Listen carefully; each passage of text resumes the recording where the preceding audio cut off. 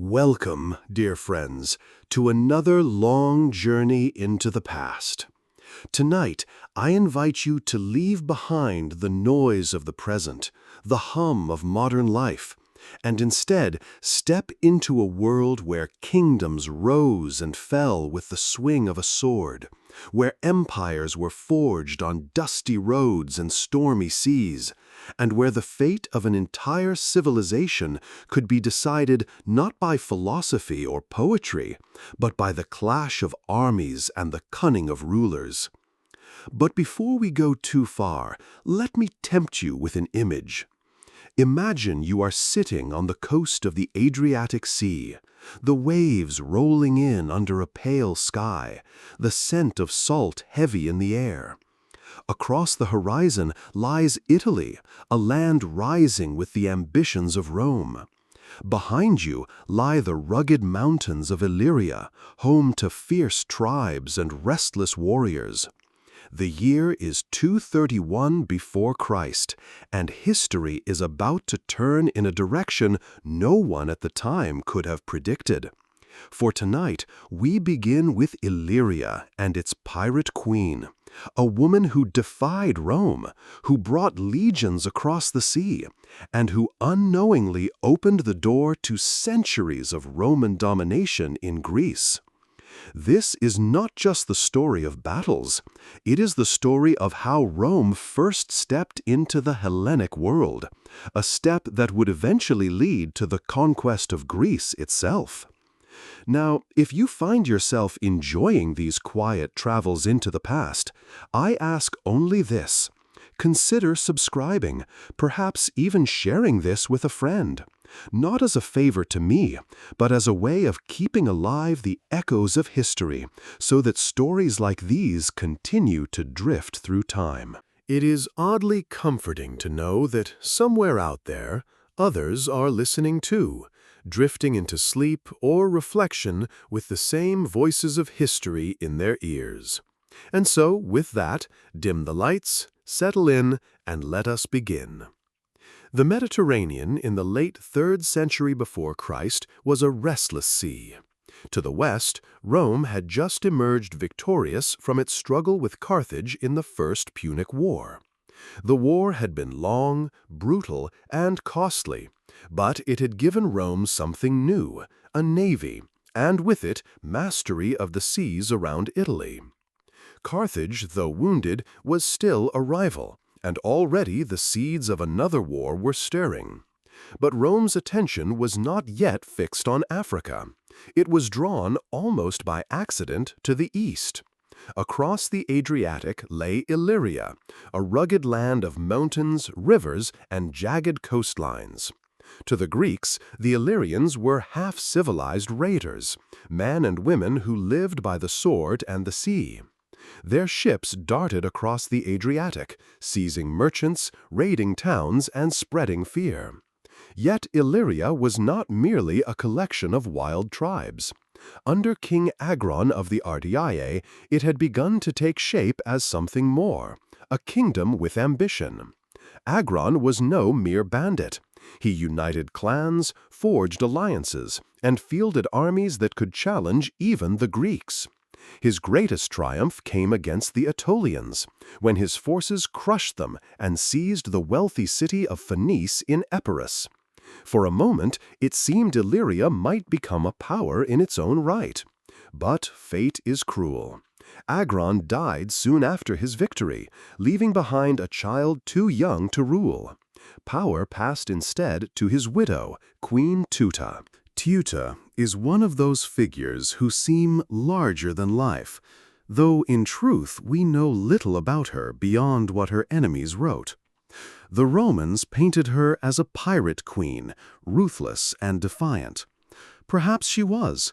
Perhaps she was simply a regent trying to hold together a fragile kingdom in a violent age. Whatever the truth, piracy flourished under her rule. Illyrian ships roamed the Adriatic, striking fear into merchants and sailors alike. Rome could tolerate many things, but attacks on its merchants was not one of them. Roman trade was expanding, and senators were not patient men when their profits were at stake. Complaints mounted. In 230 before Christ, the Roman Senate acted, not with legions at first, but with words.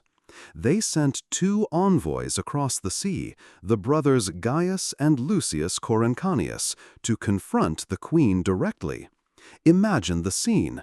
Teuta on her throne in the rugged capital of Scodra, the Roman envoys standing before her in their togas, demanding an end to piracy. They did not come to negotiate, but to issue commands. Rome had a way of dressing its ultimatums in polite phrases, but the message was always the same: obey or face consequences. Teuta's reply was bold. She declared that while she personally would not authorize piracy, she could not forbid her subjects from pursuing what had always been their custom. To the Romans, this was defiance. Matters might still have ended in uneasy peace, but then blood was spilled. On their return, one of the Roman envoys was murdered. Some said Teuta ordered it. Others claimed it was the act of pirates beyond her control. But for Rome, the distinction did not matter. An envoy had been slain. Honor had been insulted. Rome never forgot an insult. In 229, Rome acted with overwhelming force. A fleet of 200 ships crossed the Adriatic, carrying 20,000 soldiers. For the first time, Roman legions set foot on Balkan soil. The campaign was swift and devastating. Illyrian strongholds fell one by one. Demetrius of Pharos, once Teuta's ally, betrayed her and sided with Rome. By 228, Teuta was forced to surrender. But Roman peace was not gentle. Teuta was stripped of much of her territory, confined to a small domain, and forbidden to sail armed ships beyond her capital. Piracy, the lifeblood of her kingdom, was outlawed. Illyria was broken, its queen humbled. Yet for Rome, this was only the beginning. They had not come simply to punish piracy. They had come to establish influence. And with their victory, they did just that.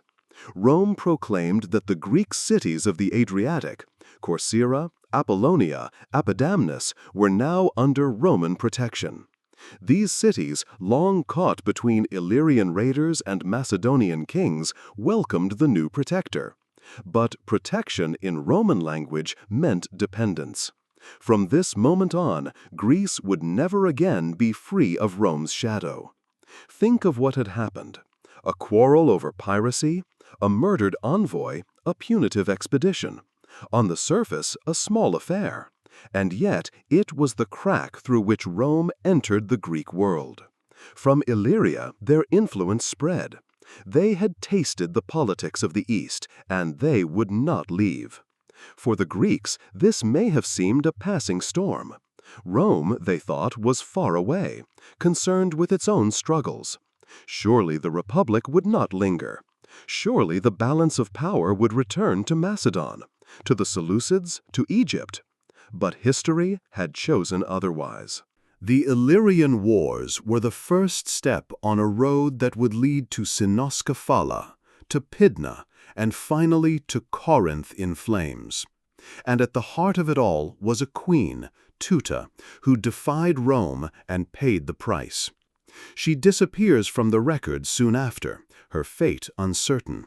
But in her defiance, she played a role in reshaping the world. For when Rome crossed the Adriatic, it crossed a threshold from which there was no return.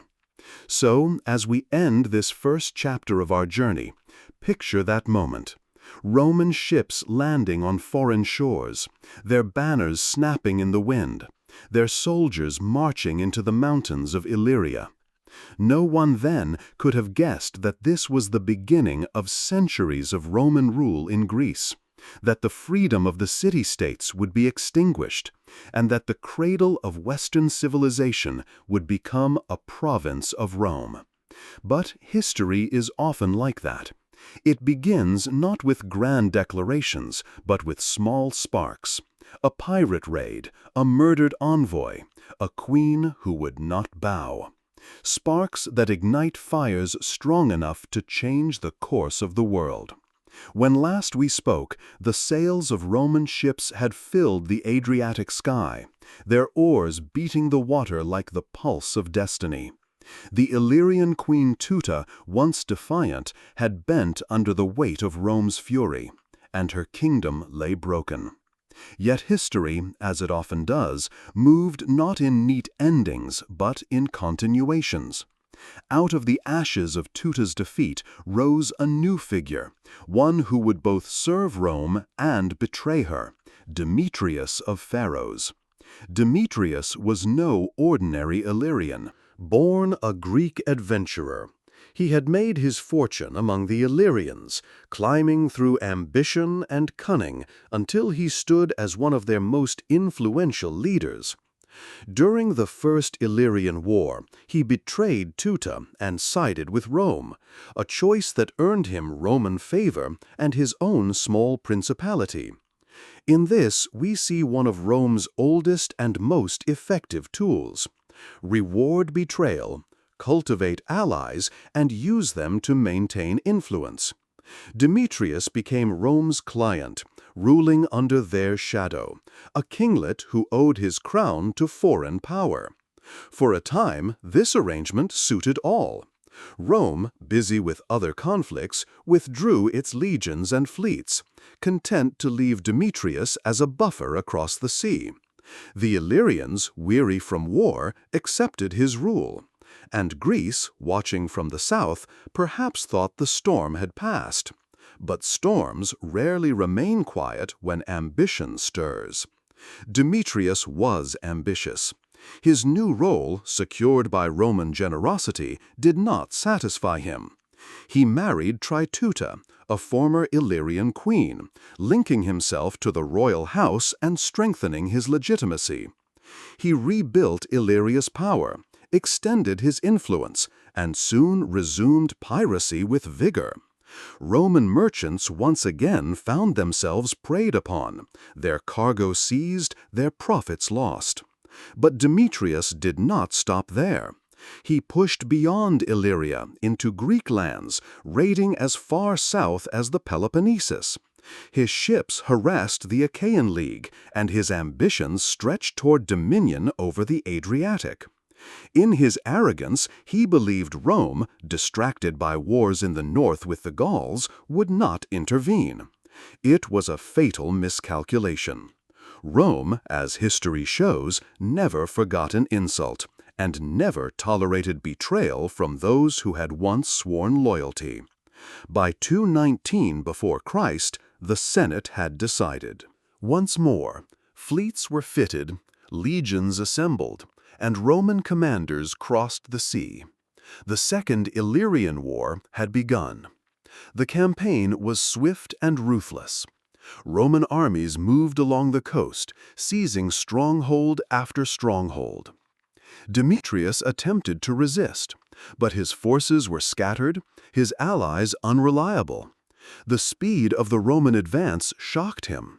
Within months, his carefully rebuilt power collapsed. His fortresses were taken, his allies abandoned him, and his fleet was destroyed. Facing inevitable defeat, Demetrius fled.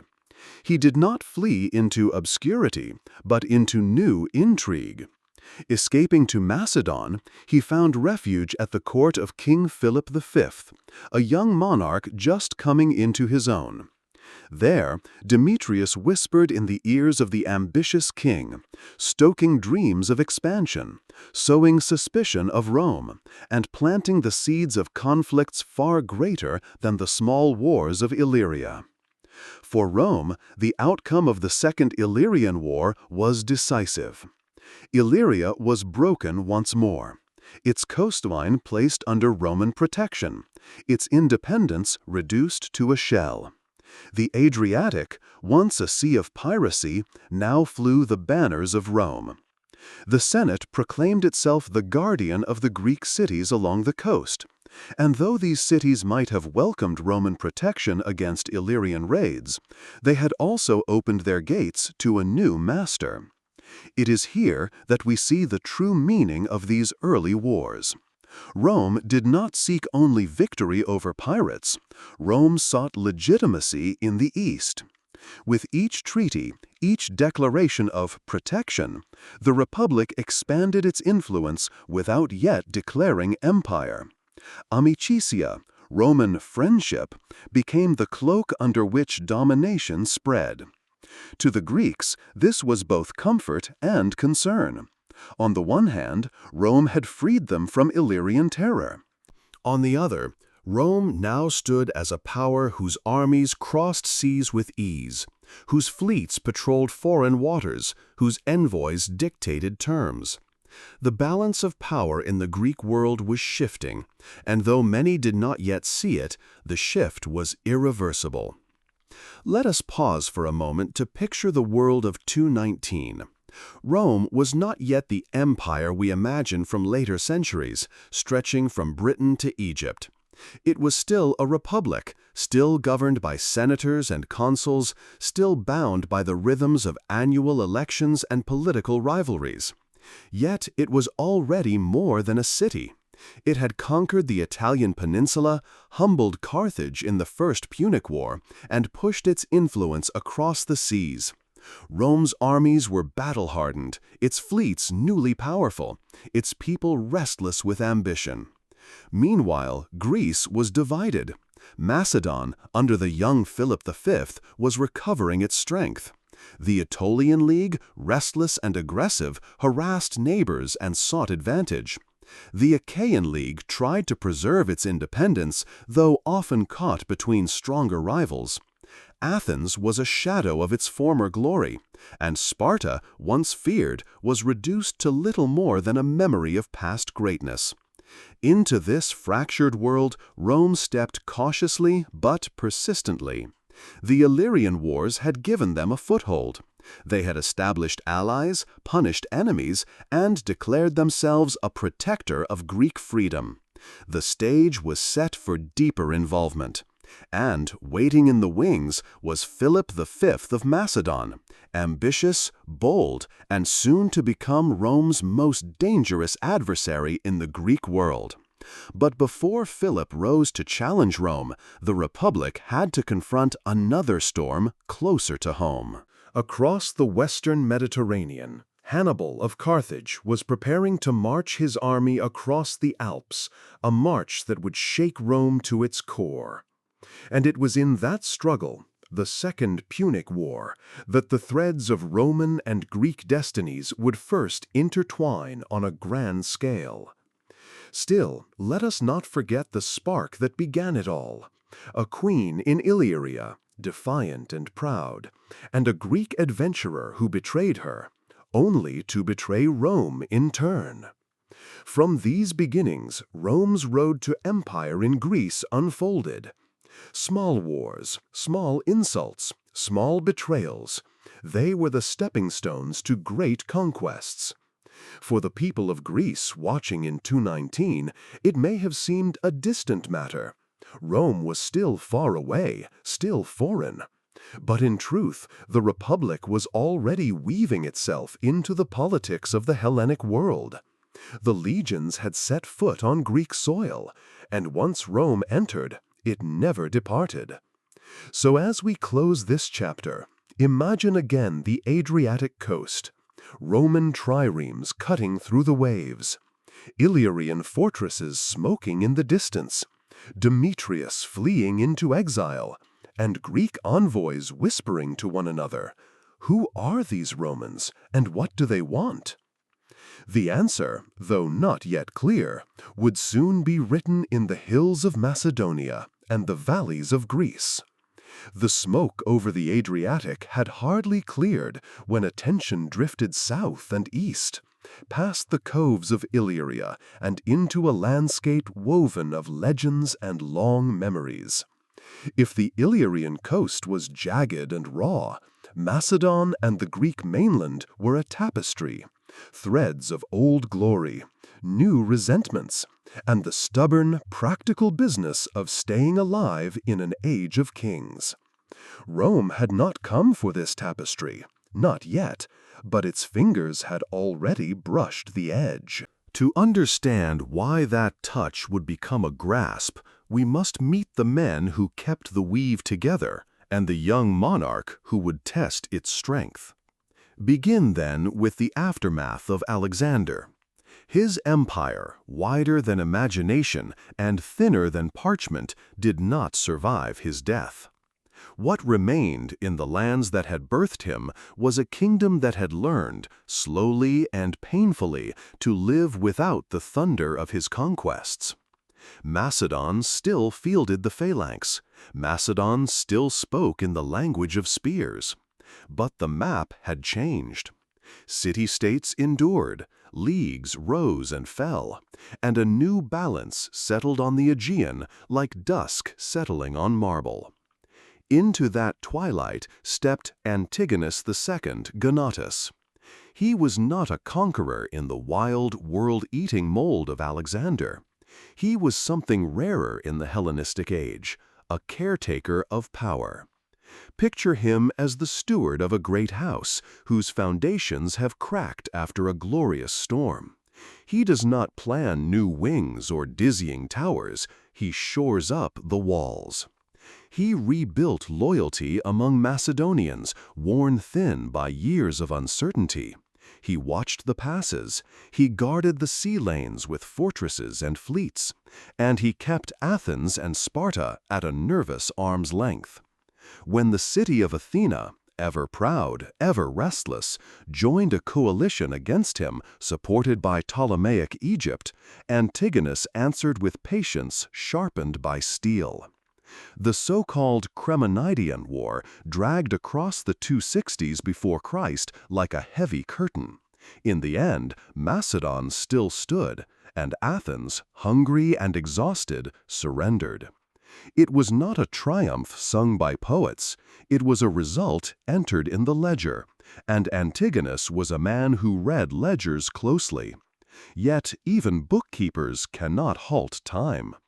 When Antigonus died in 239, the scaffolding he had raised groaned again. His son Demetrius II inherited more burdens than blessings. The kingdom did not shatter under him, but it thinned, edges fraying as Illyrian raiders tested the northern borders, and the Aetolian League nipped constantly at Greek neighbors like a fox at a henhouse. Demetrius fought, bargained, endured, and then died in 229, leaving a boy as heir. Macedon could not afford a child on the throne. The world beyond its hills smelled weakness the way wolves smell snow.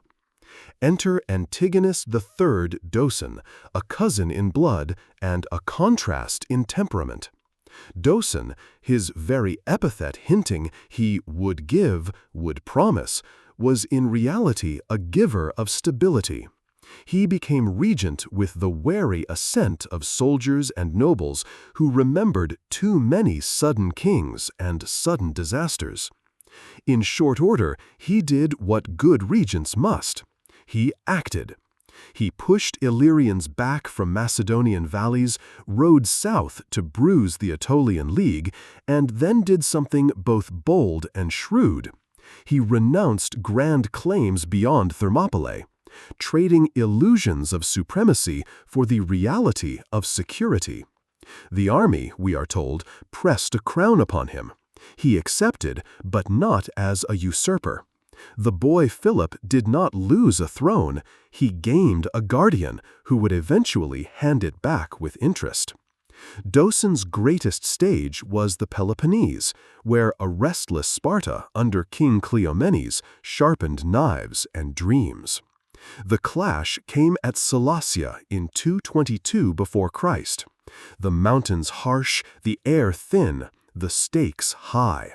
Macedonian spears and allied Greek shields ground forward against Spartan valor, ancient pride meeting a newer, colder arithmetic. Docen won. Sparta, that old lion, lay winded. For the first time, foreign soldiers entered the city as masters rather than myths. Not long after, Dawson died, not on a field awash with banners, but with the workmanlike aura of a general who had given Macedon back its spine. He left a kingdom steadier than he found it, and a young man of royal blood ready to try his own hand. Thus the curtain rose on Philip V. If you wish to picture him, do not see a marble bust. See a living face with a quick, eager intelligence and a temper trained, only just, by tutors and campaigns. He became king in 221, perhaps 17, perhaps 19, the accounts disagree, as accounts will. He inherited not the empire of Alexander, but a strong, compact Macedon with alliances to manage and resentments to nurse. The Greeks to the south had not grown less argumentative since the days of Pericles. The Aetolians still flashed knives and treaties in equal measure. The Achaeans dreamed of order. Petty tyrants dreamed of banners. Priests dreamed of quiet. Kings could not afford dreams. Philip did not begin by glaring west at Rome. He began like a Macedonian king must, by asserting his weight in Greece. The social war erupted in 220 before Christ, a polite name for the impolite work of sieges and ambushes. The Aetolian League, quick to raid, quick to retreat, believed the boy on Macedonia's throne would be slow to strike. They misjudged him. Philip marched fast, his officers seasoned by Dawson's campaigns, his men respectful of a youth who rode hard and rose early. The war was a dance of blows. Aetolian thrust, Macedonian riposte, hill-town fires pulsing in summer dark like coals. By 217, weary of burned crops and empty treasuries, the combatants met at Naupactus and agreed to a peace that gave Philip what he most needed, not territory, but credibility. He had fought Greeks as a Greek king should, and stood taller in the councils for it. And yet, while Philip's gaze steeled south, a roar from the far west began to drown the fiddly quarrels of leagues and city councils. Hannibal Barca, the thunderhead from Carthage, had crossed the Alps, elephants and all, like a storybook punished into fact. The Roman Republic reeled. Trebia, Trasimene, and then Cannae, where discipline and courage bled into Apulian dust by the tens of thousands. News of Roman defeats traveled faster than truth. Still, even the truth was stunning. In palaces and fishermen's huts, from Massalia to Rhodes, men asked if Rome, unyielding, methodical Rome, could fall. If Rome could fall, must not someone be ready to catch what it dropped? Enter a man already known to our tale, Demetrius of Pharos, the fox who had fled Roman wrath and found a new den in Philip's court. Now think of him not as a solitary schemer, but as a voice at a young king's shoulder, the kind that caresses pride while it prods ambition. "Rome is wounded," he murmured. "The Adriatic is yours by birthright. The Illyrian coast could be Macedon's shield, Macedon's harbor, Macedon's road. Why settle disputes in the Peloponnesus when opportunity yawns to the west?" Philip listened. It is easy, with centuries between us and the moment, to call this listening folly. It did not look like folly then. It looked like that dangerous mixture so many rulers find irresistible, prudence salted with dare. The social war wound down at Naupactus in 217. Philip ordered the construction of a fleet of light warships, swift, low, hungry, and in the summers that followed, he tested the water and Rome's patience. The testing did not go well. The first expeditionary strokes on the Illyrian coast provoked Roman countermoves he did not expect. When he sought to tie his fortunes to Hannibal's with an alliance, a Roman patrol intercepted his envoys and laid the letters bare. There is a particular flavor of fury reserved for republics that imagine themselves civilized when they are surprised in the middle of a war. Outraged, procedural, thorough. Rome turned eastward with her jaw set. Thus began what later chroniclers would call the First Macedonian War. It was not yet the clash of giants that would follow. Rome, after all, still fought for survival against Hannibal. Macedon could not risk a head-on collision with a power that could, even bleeding, still find legions to send.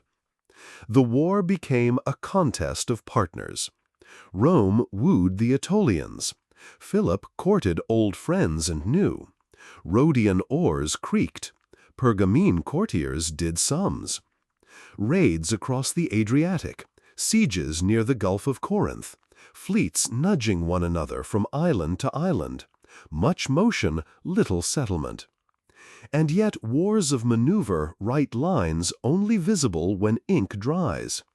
A generation later, men would say that in these years Rome learned the lay of Greek harbors and Greek hearts.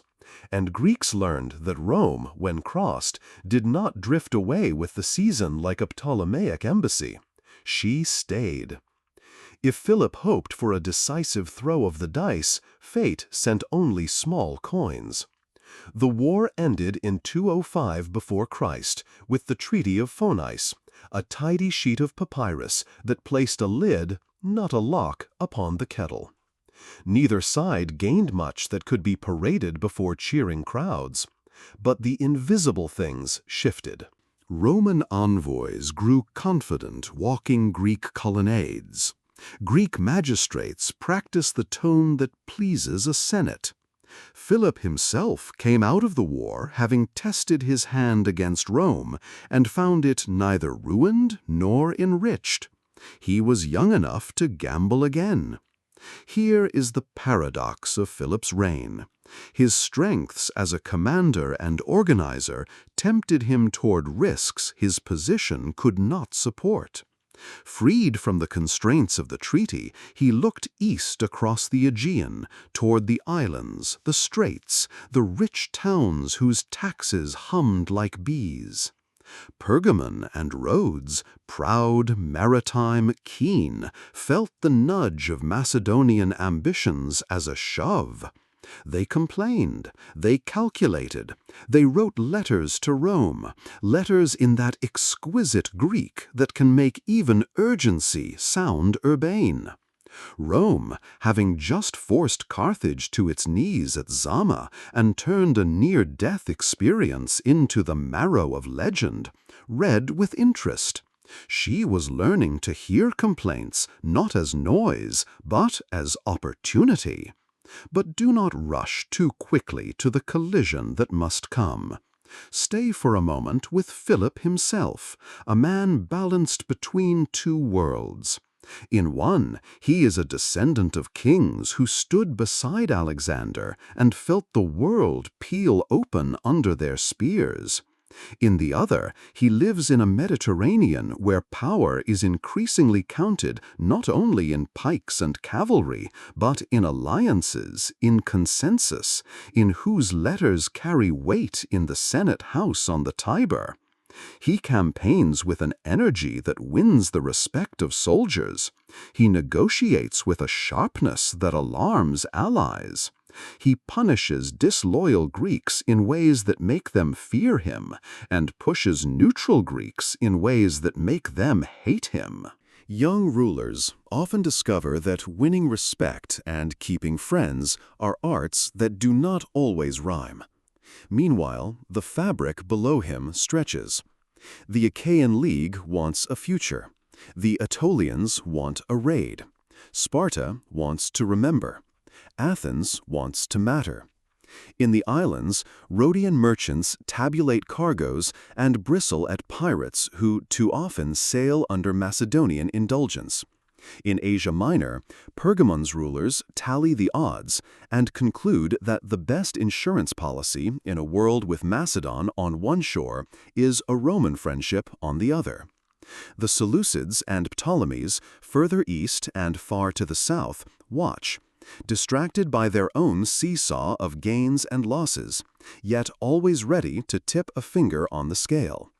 And Rome? Rome has survived Hannibal, a feat that in itself rewrites what is possible. And in survival, she has tasted the sweet, heady wine of decisive victory. Her coffers, enriched by indemnities, her soldiers, aged into veterans, her politicians swollen with a sense of destiny, her allies, eager to be seen on the winning side, this is the republic that now glances across the water and no longer sees an intimidating maze of leagues and kings, but a landscape. It is in landscapes that roads are built. As the 2nd century before Christ opens, the road ahead begins to glow with the heat of an approaching march. There will be a second Macedonian war, harder, larger, clothed not in the distractions of Hannibal, but in Rome's full attention. There will be battles not of raids, but of lines drawn clean across hills, of names that will lodge in memory like pebbles in sandals. Places where the phalanx, magnificent but stiff, will meet the legion, less impressive to behold, more forgiving under pressure. There will be a Roman general who stands in a stadium and declares Greeks free with a showman's timing and a politician's instinct, and cheers will make the dust rise. There will be Seleucid kings who smell opportunity and sail west with banners that say liberation and ships that say empire. There will be elephants at Magnesia and a treaty signed at Apamea that redraws the map as neatly as a scribe rules lines on fresh parchment.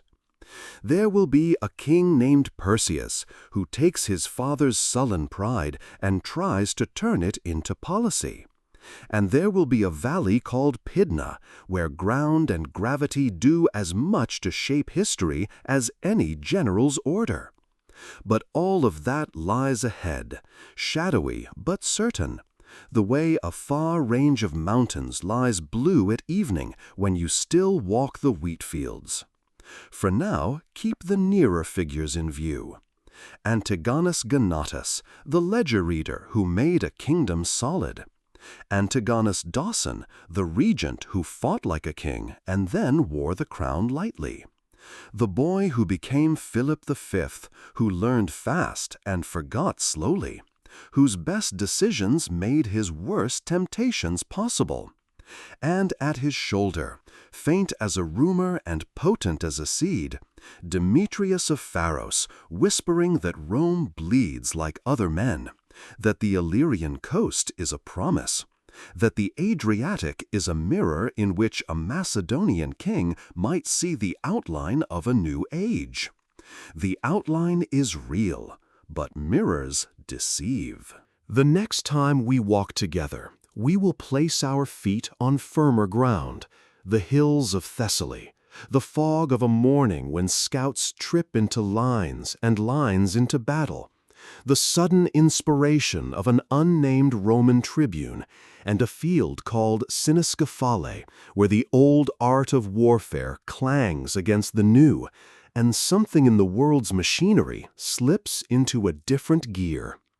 Before we go there, let the rooms stay dim, the night remain kind, and the names we have revived, Antigonus, Dawson, Philip, settle into your thoughts like coals that will still be warm at dawn.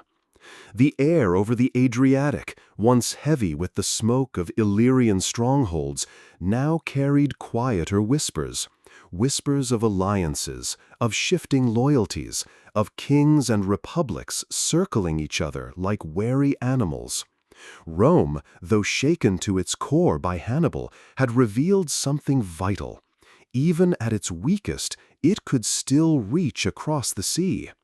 Philip V of Macedon, young and burning with ambition, had learned this in the small, frustrating exchanges of the First Macedonian War. But wars, even indecisive ones, leave seeds behind. And from those seeds, larger storms grow. Let us place ourselves around the year 215 before Christ. Picture Italy ablaze with the campaigns of Hannibal.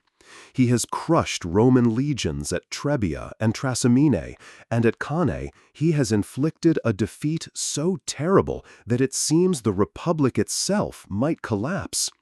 Corpses litter the fields, and survivors speak of whole Roman armies erased.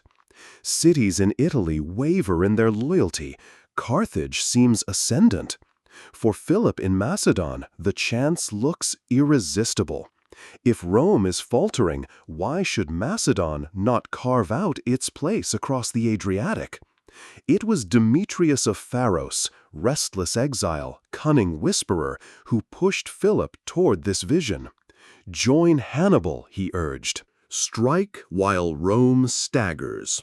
Rule not only Macedon, but the Adriatic, perhaps even parts of Italy. To a young king who had just proven himself in the social war, the suggestion was intoxicating. Philip agreed. In 215, he sent envoys to Hannibal. Fate, however, played its tricks. The envoys were captured, and their treaty fell into Roman hands. Imagine the Senate, already bloodied by Hannibal's victories, reading with grim fury the news that Macedon dared to ally with their greatest enemy. Even with their legions dying in Italy, Rome's answer was clear. They would not allow Philip to rise unchecked.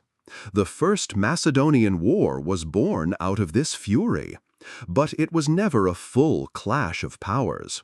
Rome could not spare its best armies, still locked in the death struggle with Hannibal. Instead, it used diplomacy and alliances.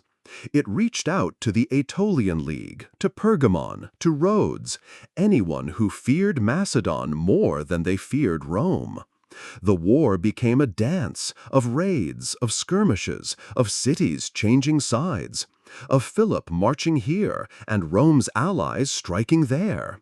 No great battle crowned this war. No decisive victory settled it. Instead, exhaustion and circumstance dictated the end. In 205, the Treaty of Phinis brought peace. Rome, finally seeing Hannibal's threat recede, accepted quiet in the east. Philip, too, accepted, but his heart was not quiet. He had tested the waters, felt both the limits and the possibilities of defying Rome.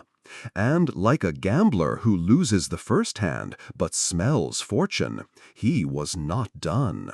Freed by the treaty, Philip turned his gaze eastward. He sought to expand in the Aegean, clashing with Rhodes and Pergamon, threatening their trade, seizing islands. His ambitions grew sharper, his moves bolder. For these smaller powers, the answer was obvious. Letters went westward, filled with complaints. Rome listened, and this time Rome was no longer distracted by Hannibal. By 200 before Christ, the Republic had emerged victorious in the Second Punic War. Hannibal was defeated, Carthage humbled, and Rome stood taller than ever before. Now she could look east without fear, and when her allies cried for aid against Philip, Rome was ready. The Second Macedonian War was different from the first. It was not a sideshow to another struggle. This time, Rome marched with purpose. Legions crossed into Greece, joined by allies eager to curb Macedon's power. Philip, proud and unyielding, gathered his phalanx. For years, the war seesawed. Skirmishes in Thessaly, raids along coasts, sieges of stubborn towns. Neither side could deliver a decisive blow. And then came Sinoskophilae. It was 197 before Christ, in the hills of Thessaly, under a sky veiled with mist. The two armies stumbled into each other almost by accident. Scouts clashed, reinforcements poured in, and before either commander intended, battle had begun. Philip's phalanx formed on one ridge, its long sarissas bristling like a forest of iron. On the other side, the Roman legions assembled, their maniples flexible, their pila ready. At first, the phalanx pushed hard, driving the Romans downhill. Its spears, nearly 20 feet long, forced back the legions, the sheer mass of men pressing like a living wall. It seemed for a moment that Macedon's ancient formation would triumph again, as it had under Alexander. But fate, or perhaps the inherent weakness of the phalanx, shifted the tide. On Philip's left, his soldiers had not yet formed properly. Gaps yawned, lines staggered. The Romans saw it. Their maniples surged into the breaches, stabbing with short swords, cutting down men before they could lower their pikes. A Roman tribune, whose name history has not preserved, seized initiative. With 2,000 men, he wheeled around, striking Philip's right from behind. The phalanx, magnificent when whole, was helpless when broken. Its long spears could not turn in time. Its rigid formation collapsed into chaos. Romans hacked into their backs, soldiers stumbled, panic spread. What had been a wall of iron became a slaughter. Thousands of Macedonians lay dead by day's end. Philip himself escaped, but his pride and his power were shattered. Thermopylae was more than a battle. It was a revelation. The phalanx, for centuries the symbol of Macedonian might, was no match for the flexibility of the Roman legion. Warfare itself had turned a corner. After the victory, the Roman general Titus Quintius Flamininus proclaimed something extraordinary at the Isthmian Games: the freedom of the Greeks. To the crowds, it was like a dream. No more Macedonian kings dictating terms, no foreign rule. Rome declared that Greece would be free. The people wept, they shouted, they hailed Flamininus as a savior. Statues were raised, songs composed. But freedom declared by a foreign general is never pure freedom. Rome lingered. Her legions remained. Her envoys meddled in disputes. Her allies leaned on her favor. Greece was free in word, but in reality, Rome had become its new master. Still, for a time, the illusion held. Many Greeks believed Rome a benevolent guardian, unlike the Macedonian kings of old. But others saw the truth more clearly, that the Republic had no intention of departing, that her friendship was merely a softer word for dominion. Philip, humbled, accepted peace. He surrendered his fleet, abandoned his ambitions, and ruled a weakened Macedon. But resentment smoldered, and though his kingdom survived, its days of independence were numbered. For Rome, Thermopylae was a doorway. It had proven not only that it could defeat Macedon, but that it could dictate terms to the Greeks. And once Rome entered the affairs of Greece, she would never leave. Ahead lay new conflicts: wars with Antiochus the Great of the Seleucid Empire, battles at Thermopylae and Magnesia, treaties that redrew maps. Ahead lay Perseus, Philip's son, who would try and fail to restore Macedonian pride.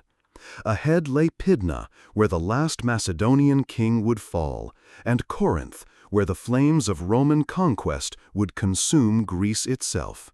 But for now, the hills of Thessaly echo with the clash of spear and sword, with the cries of men caught between old ways and new.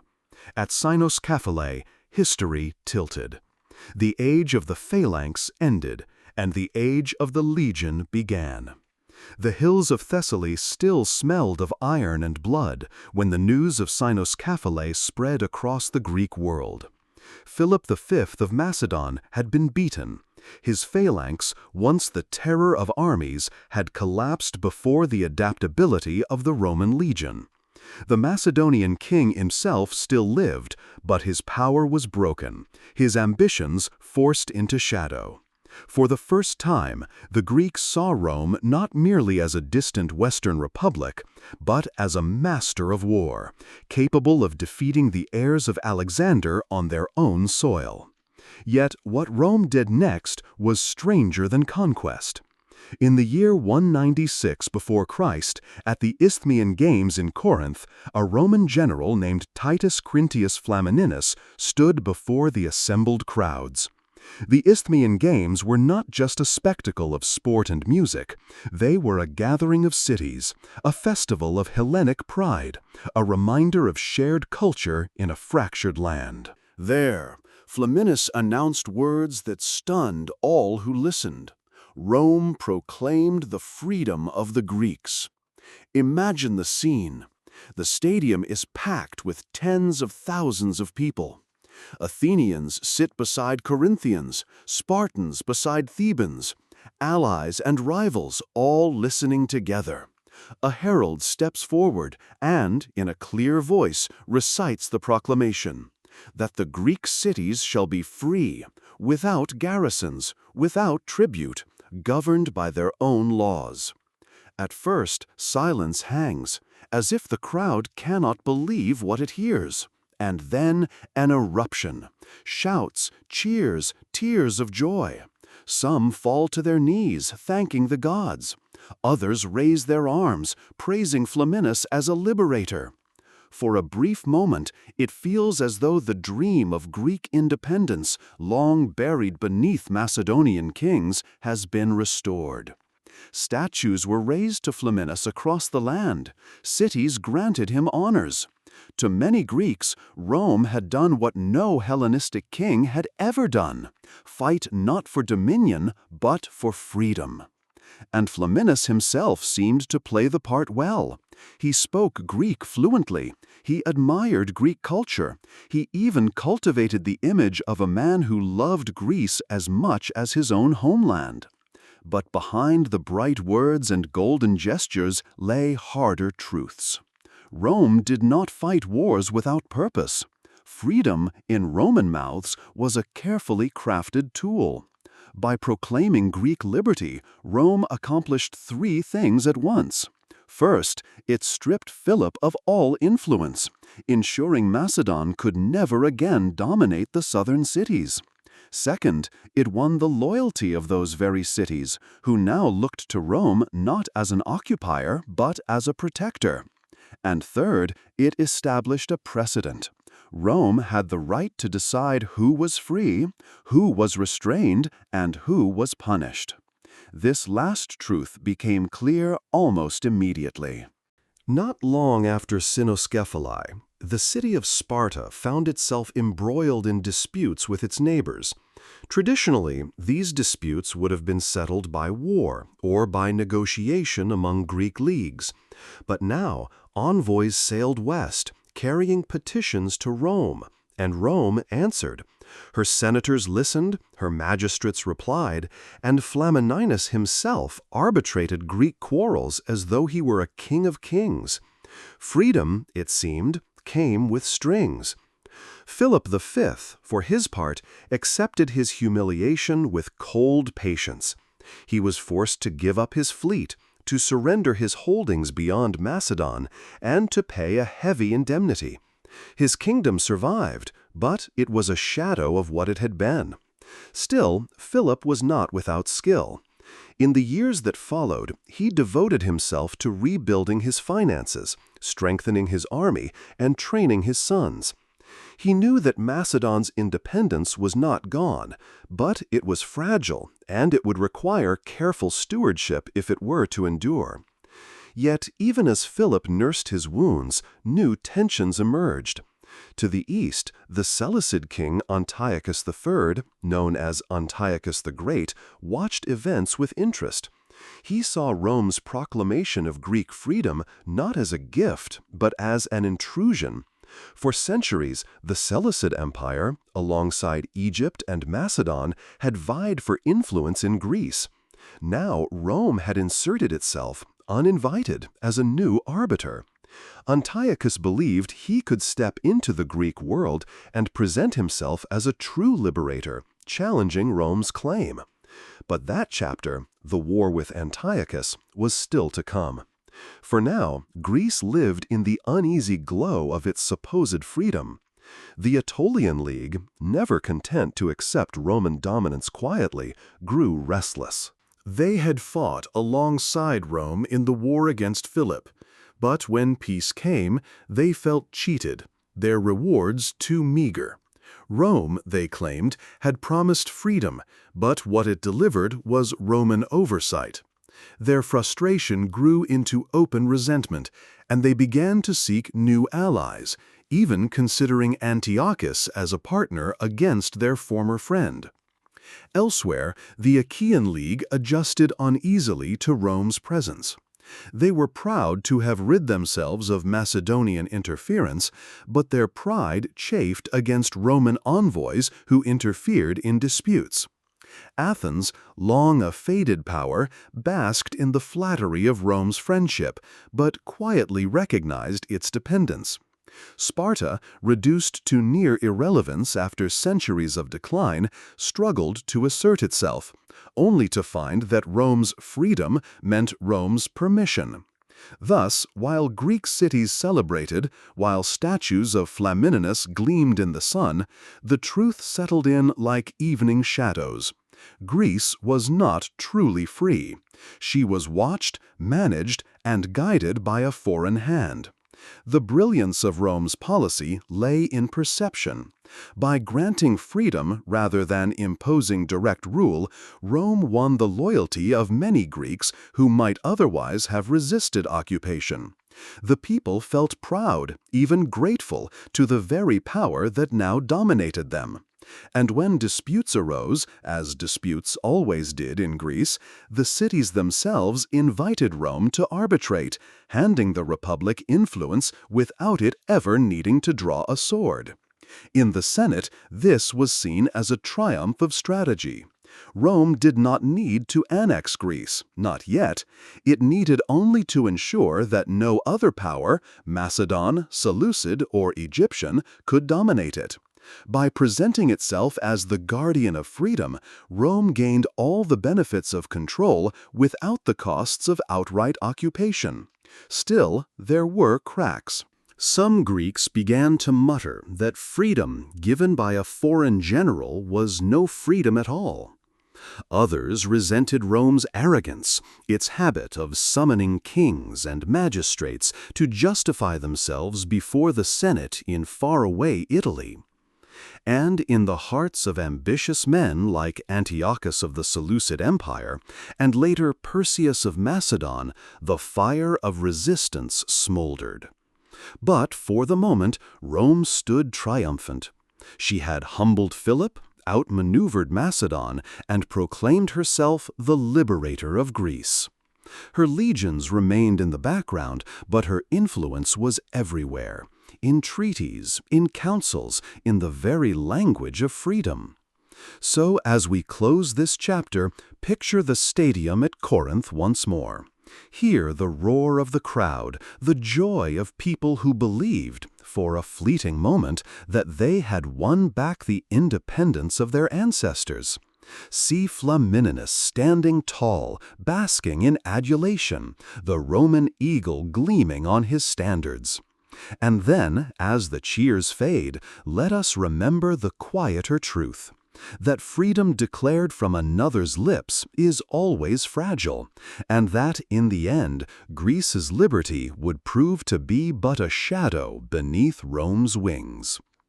Ahead lies the challenge of Antiochus the Great, who would stride into Greece, proclaiming himself the true champion of Hellenic independence. Ahead lie battles at Thermopylae and Magnesia, where Rome would prove once again that its promises of freedom were always backed by the sharp edge of the legion's sword.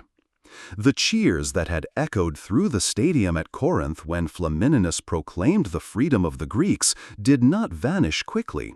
Statues went up in his honor, songs were sung, and for a brief time many believed that Rome had come not as a conqueror but as a guardian.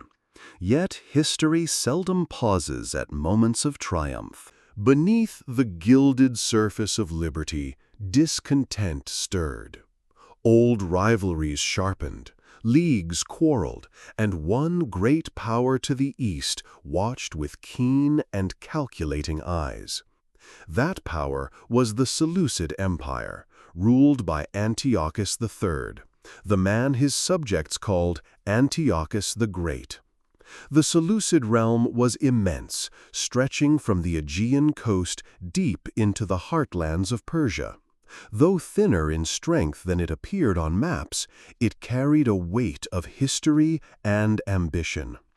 Antiochus himself was no idle monarch. He had campaigned in the east, subdued rebellious satraps, and claimed victories that revived memories of Alexander.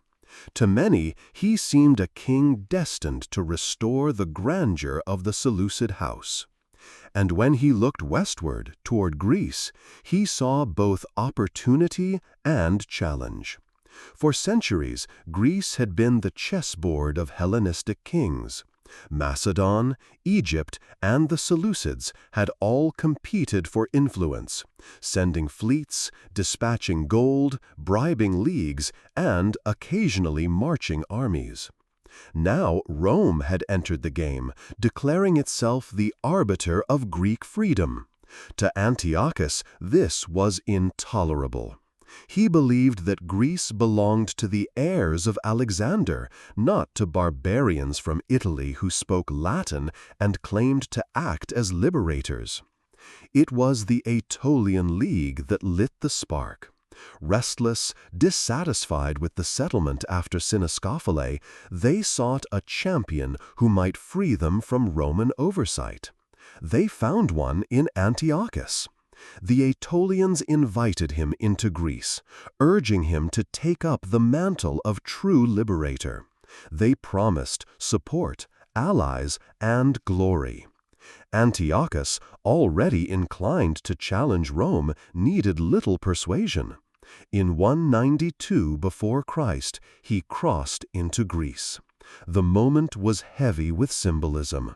To the Aetolians, Antiochus was the king who would restore balance, who would sweep Rome back across the Adriatic. To others, he was a foreign interloper, another monarch seeking to use Greek cities for his own ends. Still, his arrival electrified the land. He entered Athens in pomp, received honors, and proclaimed himself protector of Greek freedom. Yet, Antiochus came with fewer men than expected, barely 10,000 soldiers, a modest force compared to the legions Rome could muster. He hoped the Greeks themselves would rally to him in vast numbers, but many hesitated. They remembered Macedon's defeat. They remembered Flamininus's words, and they feared Rome's wrath. The result was that Antiochus stood in Greece, impressive in title, but weaker in substance. Rome responded swiftly. The Senate, already suspicious of Seleucid ambitions in Asia Minor, declared war.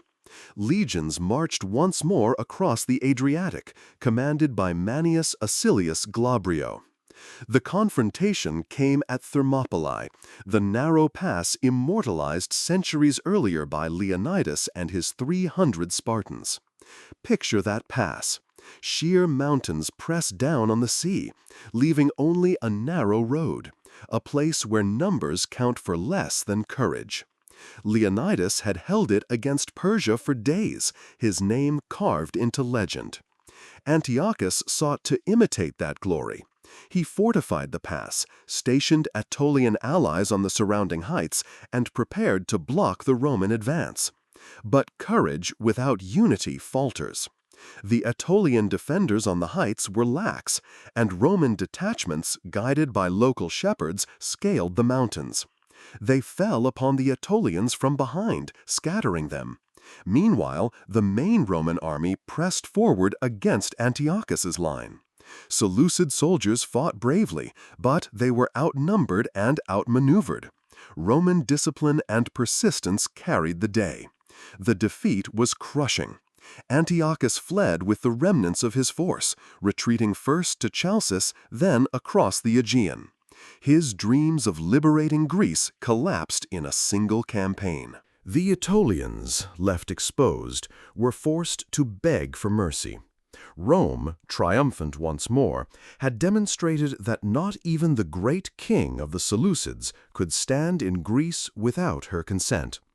Yet Rome was not content to stop at the sea. Antiochus's retreat only drew the legions onward. They pursued him into Asia Minor, determined not merely to expel him from Greece, but to humble his empire. The war widened, alliances deepened, and soon the stage would be set for an even greater clash. One fought not in narrow mountain passes, but on the broad plains of Lydia, where elephants would charge, cataphracts with thunder, and the very balance of the Mediterranean would be decided. But pause here at Thermopylae and consider the layers of meaning.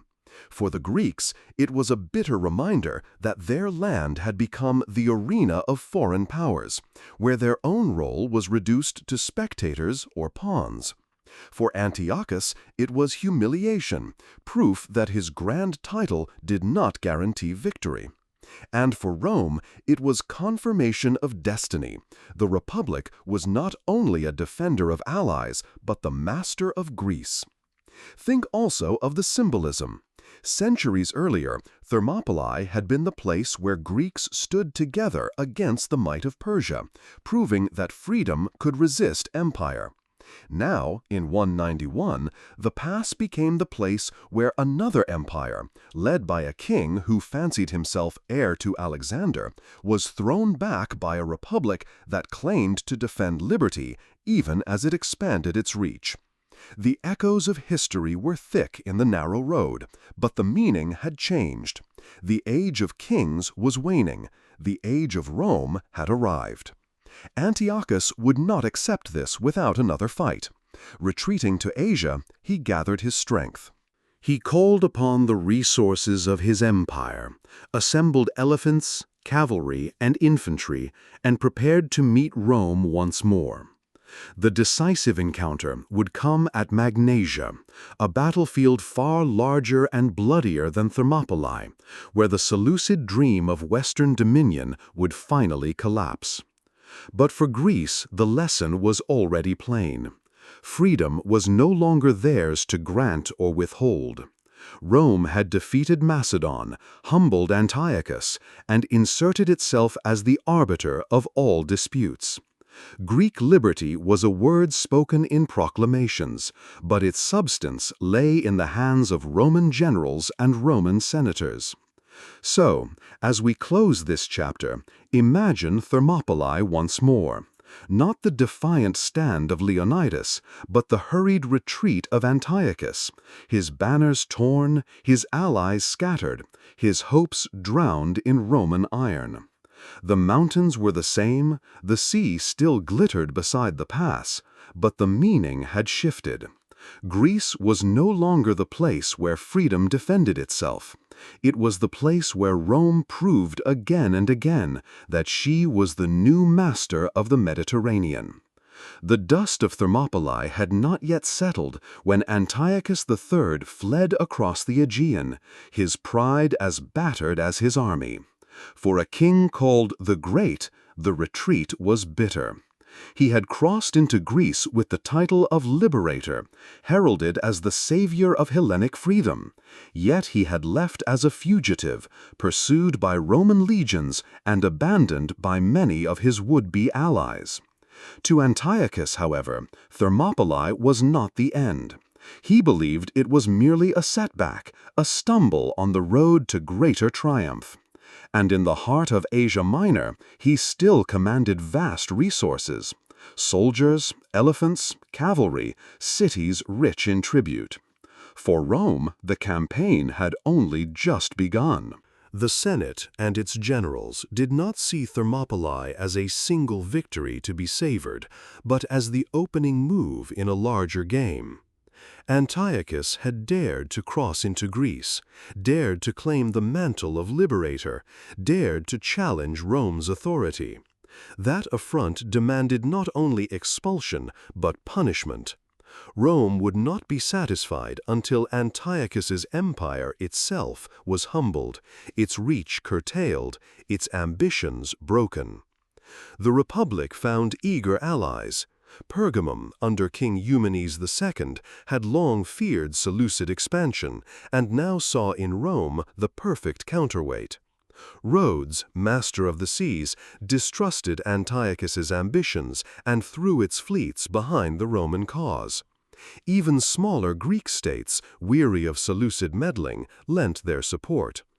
Antiochus, by contrast, found his coalition brittle. The Aetolians, who had once invited him to Greece, were discredited and isolated. Hannibal of Carthage, now an exile at Antiochus's court, urged bold moves, even an invasion of Italy. But the Seleucid king hesitated, mistrusting the brilliant but foreign general.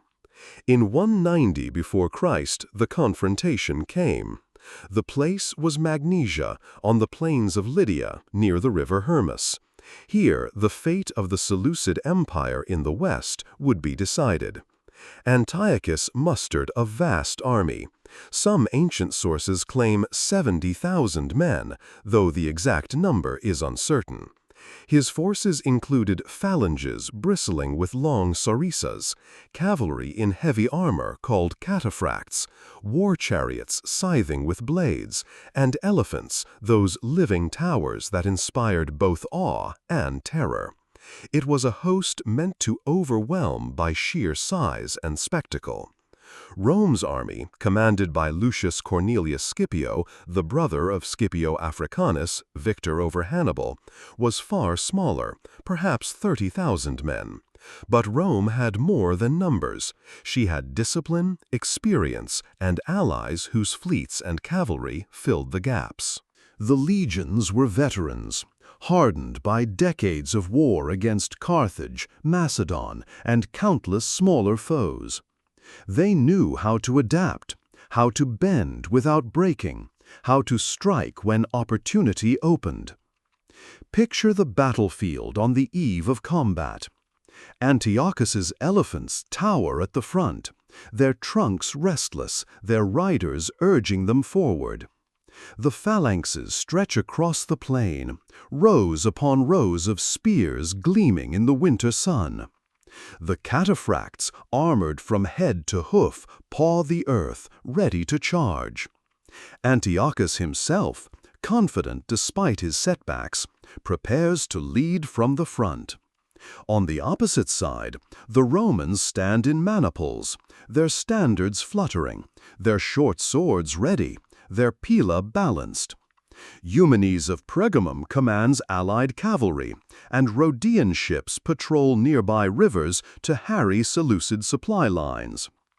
The battle began with confusion and chaos. Antiochus unleashed his scythed chariots, designed to mow down enemy lines in a frenzy of blades. But the Roman and Pergamene cavalry countered swiftly, hurling missiles that panicked the horses. Instead of tearing into Roman ranks, the chariots wheeled back, crashing into their own phalanx. Disorder rippled through the Seleucid line even before the main clash began. Then came the elephants. They charged with thunderous force, tusks gleaming, trunks trumpeting. For a moment, the Roman front wavered, but discipline held.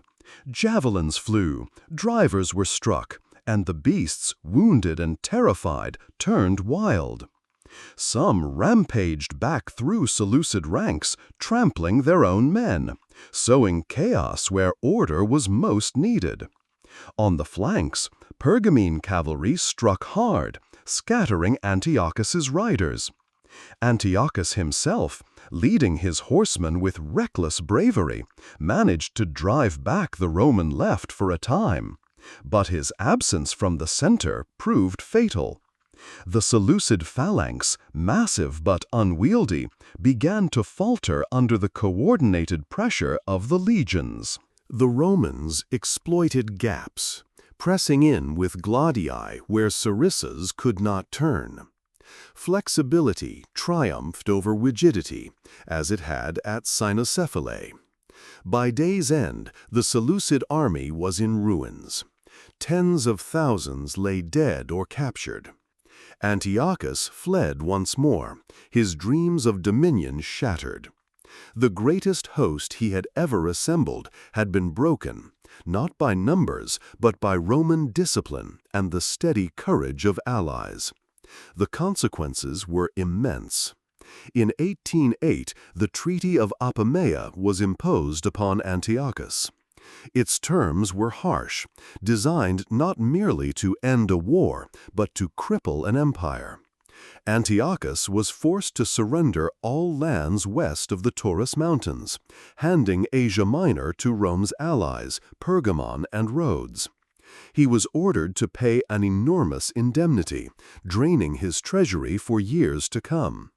His navy was reduced to a handful of ships, his elephants were taken, and hostages were delivered to Rome, including his son, the future Antiochus IV Epiphanes. The Seleucid Empire, once a giant spanning east and west, was broken in the west. Its ambitions in Greece and Asia Minor were over. Antiochus himself was later killed while campaigning in the east, his end as bitter as his defeats. His successors inherited a weakened, fragmented realm, constantly threatened by rivals and rebellion. For Rome, the victory was transformative. She had defeated Carthage in the west, humbled Macedon in the north, and now crushed the Seleucid king in the east. No rival remained who could challenge her supremacy in the Mediterranean. Yet Rome did not annex these new territories directly. Instead, she handed them to allies, Pergamon and Rhodes, while keeping ultimate authority for herself. It was a shrewd move, avoiding the costs of direct rule while ensuring dependency. And Greece? The Greeks once again heard the word freedom from Roman lips, but they knew better now. They had seen how easily Rome entered their disputes, how swiftly she crushed great kings, how deeply her influence reached. Freedom meant Rome's oversight, Rome's arbitration, Rome's dominance disguised in softer words. Still, many accepted it. Better Rome, some reasoned, than Macedon or Seleucid kings. Better a distant protector than a nearby tyrant. But beneath the surface, resentment grew. The Aetolians sulked, the Spartans chafed, and even the proud Achaeans felt unease. Rome had defeated their enemies, yes, but Rome had also made herself the master of their destiny. So as we close this chapter, picture the field of Magnesia, strewn with broken chariots, fallen elephants, and shattered spears. Hear the silence after the clash, the groans of the wounded, the cries of men taken captive. And then imagine the parchment of the Treaty of Apamea, its ink still wet, redrawing the map of the Mediterranean with Roman precision. The Seleucid dream of Western Empire was gone. The Roman dream, by contrast, was only just beginning. Ahead lies the twilight of Philip V, who would spend his last years rebuilding Macedon and preparing his son Perseus for the struggles to come. Ahead lies another clash, at Pydna, where Macedon would fall at last, and Greece would be bound more tightly than ever to the will of Rome. The ink on the Treaty of Apamea was hardly dry when the balance of the eastern Mediterranean shifted again. Antiochus the Great was humbled, the Seleucid Empire stripped of its western ambitions, and Rome stood triumphant. Pergamum and Rhodes, Rome's favored allies, now enjoyed new territories, new revenues, and new prestige. Yet Greece itself remained restless. Freed from one shadow, the Greeks discovered another looming larger than all before, Rome's.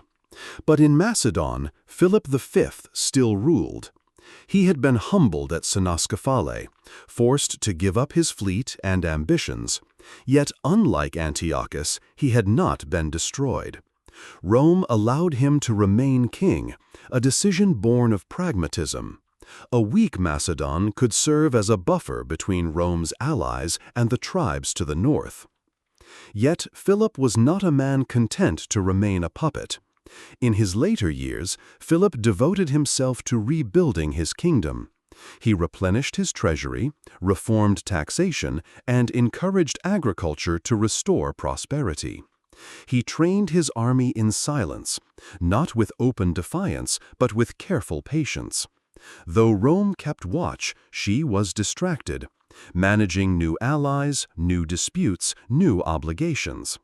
Philip used that distraction to strengthen the foundations of his rule. Still, his wounds ran deep. The loss at Thermopylae haunted him, a reminder of Macedon's vulnerability.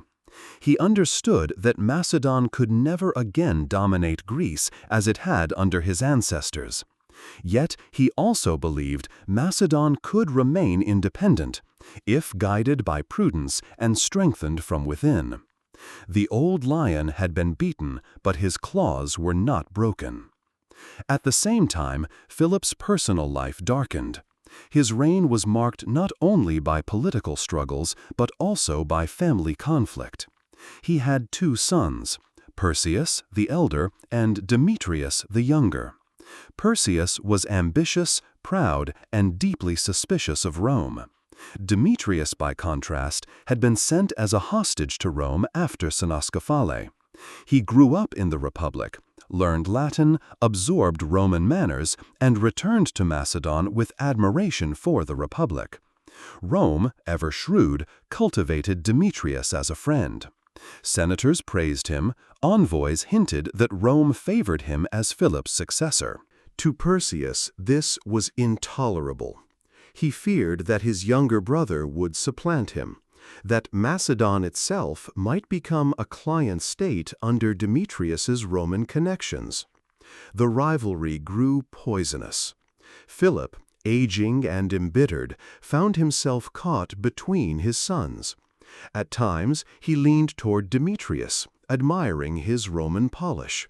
At other times, he favored Perseus, seeing in him the stubborn independence of a true Macedonian king. The court became a nest of intrigue, factions forming around each prince, whispers filling the halls of Pella. Rome, of course, encouraged the discord. A divided Macedon was a safe Macedon. Senators sent letters praising Demetrius, offering veiled threats to Perseus, ensuring the brothers' rivalry deepened. It was a masterstroke of manipulation, one that revealed Rome's genius for weakening enemies without drawing a sword. The climax came around 180 before Christ. Perseus accused Demetrius of treason, claiming his younger brother plotted with Rome to seize the throne.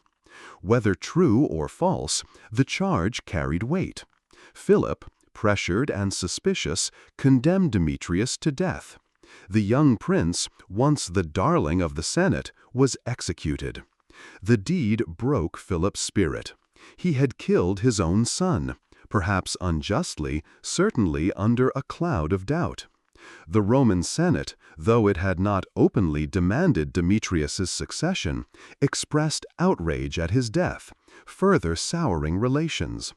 Philip, consumed with regret, turned more openly toward Perseus, preparing him as heir. But the stain of blood lingered, and the bonds between Macedon and Rome, fragile at best, now frayed entirely.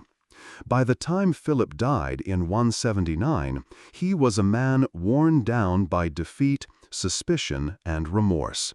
His later years had been spent shoring up his kingdom and eliminating threats, but his legacy was poisoned by fratricide.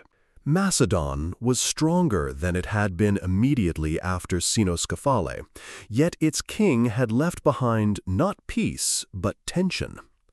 Perseus ascended the throne amid this atmosphere of unease. Unlike his father, Perseus harbored no illusions about reconciliation with Rome. He distrusted the Republic, despised its meddling, and believed Macedon could still resist. He cultivated allies in Greece, offering protection to those discontent with Roman oversight. He courted kings and leagues, whispering promises of independence. He presented himself not merely as a Macedonian monarch, but as the champion of Greek freedom. Yet Perseus was not reckless, at least not at first. He did not openly defy Rome. Instead, he maneuvered quietly, strengthening his alliances, gathering wealth, preparing his army. He married Laodice, the daughter of the Seleucid king, binding Macedon to one of the few dynasties still capable of resisting Rome. He reached out to discontented factions across Greece, stirring hope that Macedon might rise again. Rome watched carefully. The Senate, experienced in reading ambition, saw in Perseus a threat greater than his father had ever posed. Philip had been cautious, pragmatic, even submissive when necessary. Perseus was proud, cunning, and determined. His gestures toward Greek independence were precisely the kind of rhetoric Rome could not allow. And so the stage was set for another war. By the 170s before Christ, Rome's position in Greece was paradoxical. She was both admired and resented, invited as a protector, yet cursed as a master. Greek leagues quarreled constantly, and when disputes flared, Rome was called upon to arbitrate. But every arbitration deepened her control, and every intervention bred new grudges. Many Greeks longed for a champion who could restore true independence. Perseus seemed that champion. The Third Macedonian War would not erupt immediately. For nearly a decade, Perseus maneuvered cautiously, testing Rome's patience without breaking it. But the tensions grew. Pergamon, once Rome's loyal ally, warned repeatedly of Perseus's intrigues. Roman envoys reported his growing power. The Senate debated, hesitated, and then, as always, chose confrontation. But before the clash at Pydna, before Macedon's final fall, we must linger on the figure of Philip V in his twilight. Here was a king who had lived long enough to see the decline of his dynasty, who had fought bravely yet lost, who had killed his own son and left his kingdom to one who would challenge the might of Rome. His reign was a bridge between two eras, the time when Macedon still dreamed of dominance, and the time when it would fight desperately for survival. So picture Philip in his final days, an old man, weary, sitting in the palace at Pella. Around him, soldiers drill with renewed discipline. Coins flow into his treasury. Alliances are whispered in the corridors. Yet his eyes are haunted. He remembers Cynoscephalae, the collapse of the phalanx, the roar of Roman victory. He remembers Demetrius, the son he condemned. He remembers the envoys from Rome, smiling politely, even as they bound his kingdom in chains. He knows that Macedon will face Rome again, and he knows the odds are poor. But he leaves that task to Perseus, a son who bears both his pride and his stubborn defiance. Thus ends the reign of Philip V, a king who tried to balance ambition with survival, who rebuilt what he could, but never escaped the shadow of Rome. And thus begins the reign of Perseus, whose pride would carry Macedon into one last great war, a war that would decide forever whether Greece could remain free or whether Rome's eagle would spread its wings across the land of Alexander. The death of Philip V in 179 before Christ left Macedon at a crossroads. His reign had been long, marred by defeats, but also marked by recovery. He had seen his kingdom humbled at Cynoscephalae, forced to accept Roman oversight, and yet he had rebuilt much of what was lost. But the price of his later years had been high. The execution of his son Demetrius, the alienation of Rome, and the elevation of Perseus as heir. When Philip closed his eyes for the last time, the burden of Macedon's fate shifted to shoulders that were proud, unyielding, and defiant, those of his surviving son, Perseus. Perseus was no passive monarch. From the moment he took the throne, he shaped himself as a defender of Greek independence against Roman arrogance. Unlike Demetrius, who had grown too close to Rome, Perseus distrusted the Republic with every fiber of his being. He remembered the humiliation of his father, the constant meddling of Roman envoys, and the subtle manipulation that had poisoned Macedon's royal court. To him, Rome was not a protector, but an oppressor, one that cloaked domination beneath the word freedom. At first, Perseus moved cautiously. He knew that open defiance would invite immediate retaliation. Rome, still fresh from its victory over Antiochus and its growing dominance in the Mediterranean, would not tolerate another challenge. So Perseus built his strength quietly. He secured alliances with Epirus, with discontented Greek leagues, and with neighboring powers who also resented Rome's growing influence. He reached out to Rhodes, to Bithynia, even to Seleucid Syria, weaving a web of potential allies. He also cultivated the image of a just king, reducing taxes for his subjects, granting favors to Greek cities, and presenting himself as a protector of the poor. To some Greeks, Perseus was a hero. At last, they thought, a monarch had arisen who might balance Rome's overwhelming power. But to others, he was a dangerous dreamer, one whose defiance would only bring ruin. The Greek world had grown weary of war, weary of promises of liberation that ended only in destruction. Rome, however, was not deceived. The Senate saw Perseus's moves with growing suspicion. Reports from Pergamum painted him as a schemer gathering allies against the Republic. Envoys carried back stories of his secret negotiations, his overtures to discontented cities, his military preparations. To Roman eyes, it was a familiar pattern, a monarch who spoke of freedom but in truth sought dominance. The tension simmered for nearly a decade. Rome hesitated to act too quickly. War was costly, and some senators argued that Perseus was merely a blusterer, a king whose pride exceeded his power. Others, however, remembered Hannibal and insisted that small threats, if ignored, could become mortal dangers. By the mid-170s, Rome was leaning toward confrontation. The spark came in 171 before Christ.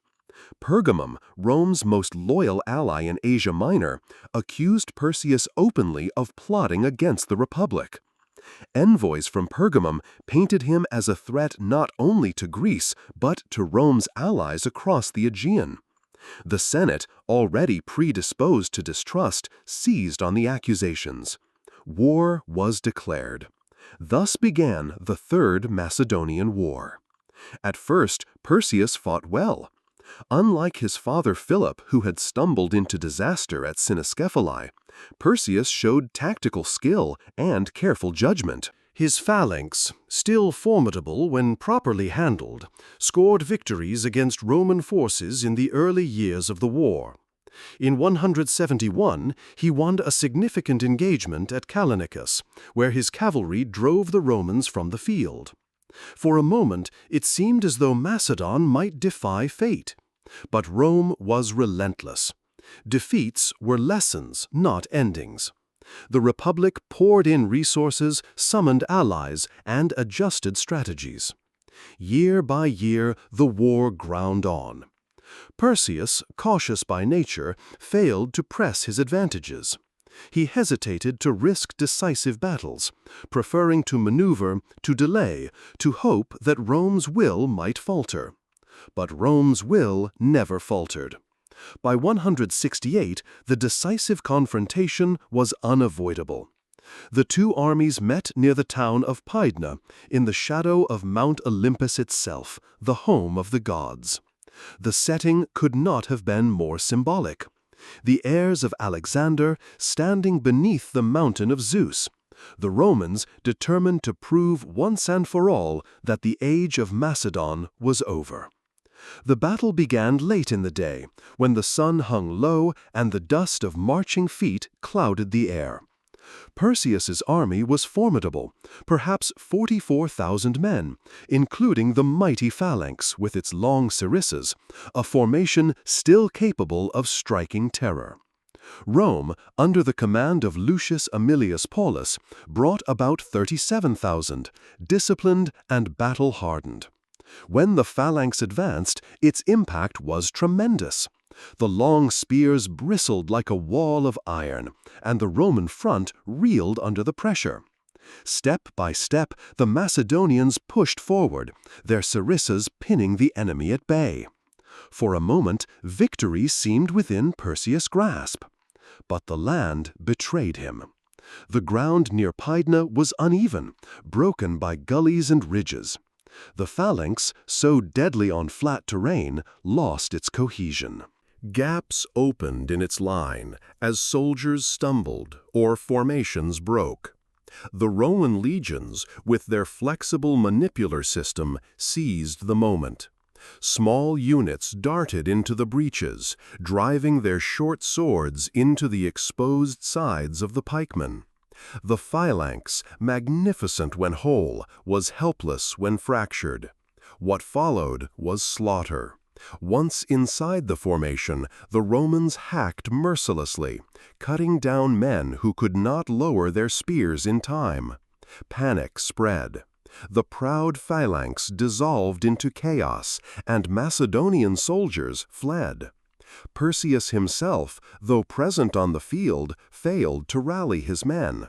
Some say he fled early, abandoning his army to its fate.